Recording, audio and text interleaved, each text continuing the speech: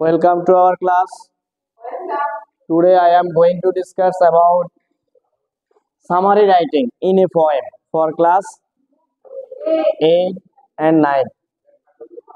Class 9 এবং 8 এ কবিতা থেকে summary লেখার জন্য বলবে, আছে প্রশ্নে আসবে এরকম। তাহলে আমরা সামারিটা কিভাবে লিখবো আজকে এটার কিছু টেকনিক পদ্ধতি জানবো।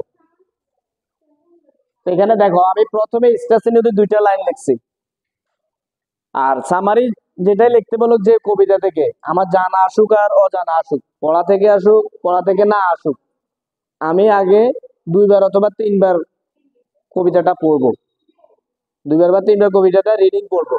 পড়ার পরে মানে আমি ধারণা নিব কি সম্পর্কে এখানে কবিতা উল্লেখ করা হয়েছে, মূল থিমটা কি হইতে পারে এটা আগে গেস করতে হবে, অনুমান করতে হবে। এরপরে দেখো আমি প্রথম 2টা লাইন এখানে হয়তো এই লাইন হবে, না হলে এই লাইন হবে, দুটো লাইন হবে না। আবার বলি ভুল করবা না, হয়তো এই লাইন হবে না হলে এই লাইন হবে।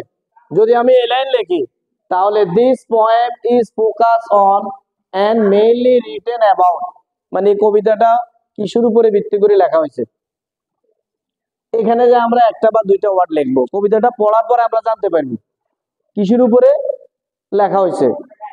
তখন এখানে যে আমি শুধু ওই একটা ওয়ার্ড বা 2টা ওয়ার্ড লিখবো ওই বিষয়ের আলোকে। যেমন আমরা একটা কবিতা পড়ছিলাম কি ডেথের উপরে পড়ছিলাম, নেই ওখানে মেটাফোর বাইর করতে বলছিলাম, তাহলে এখানে তুমি ডেথ অ্যান্ড ইটারনাল লাইফ লিখতে পারো, চিরন্তন জীবন আর মৃত্যু সম্পর্কে বলা হয়েছে এভাবে। অথবা এই লাইন না দিয়ে আমি যদি এই লাইন ইউজ করি তাহলে কি লিখবো, দা পোয়েম ড্যাশ, কবিতা এখানে কবিতার নামটা, কবিতার নাম হবে, এরপরে কবির নাম হবে এখানে বাইর পরে, কবির নাম লেখার পরে ইজ অ্যাবাউট, এখানে বলছিলাম ওখানে যে মূল থিমটা লিখবা, 2 ওয়ার্ড বা 1 ওয়ার্ডের মূল থিম কথাটা এখানে বসবে, কোন বিষয় কবিতাটা এই। এরপরে তুমি এখানে হুবহু যে লাইনটা আমি পরে লিখছি, যেমন it is an example of beautiful poem, এটা একটা সুন্দর কবিতা উদাহরণস্বরূপ, which touches our heart and mind, যেটা আমাদের হৃদয় এবং মনকে কি করে নাড়া দেয়, ছোঁয়া দেয় এরকম। এরপরে in this poem the poet express his emotion with great attention, এই কবিতায় কবি প্রকাশ করছে তার অনুভূতি, ইমোশন, আবেগটা, উইথ গ্রেট অ্যাটেনশন, গভীর মনোযোগের সহিত, তার গভীর মনোযোগের সহিত তার আবেগটা প্রকাশ করছে কবিতায়। তাহলে যে কবিতা হোক সাধারণত কবি এটা করে, তার আবেগটা প্রকাশ করে কবিতার মাধ্যমে। তাহলে এই লাইনটা আমরা যেভাবে ইউজ করতে পারি।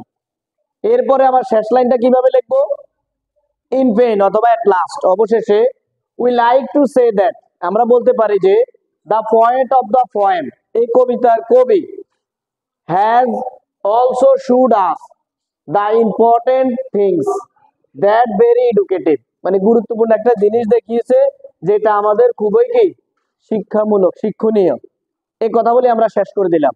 এরপরে যদি কারো আরো ভালো ধারণা থাকে, মানে 2-3বার পড়ার পরে কবিতাটা, তখন আমরা কি করব, ভিতরে আরো 2-1 লাইন আমরা নিচ থেকে অ্যাড করব। তবে সামারিটা একটা প্যারায় হবে, অনেকে ভুল করে লিখতে লিখতে 1 পেজের উপরে লিখে ফেলে, না, সামারিটা হবে আমার 1 পেজের অর্ধেক, একটা প্যারাতে, ভাগ প্যারা হবে না, একটা প্যারাতে আধা পেজে হইতে পারে, হয়তো এর বেশি না এরকম। তাহলে তুমি এই টেকনিকটা অবলম্বন করেও লিখতে পারো, মানে আলাদা তোমার এক একটা কবিতা এক এক ধরনের মুখস্থ না করে, মুখস্থ তো বিদ্যা অনেক থাকবেও না, তাই এই কৌশলটা অবলম্বন করে তুমি কবিতাটা 2-3বার পড়ার পরে এই অবলম্বনে লিখতে পারবা।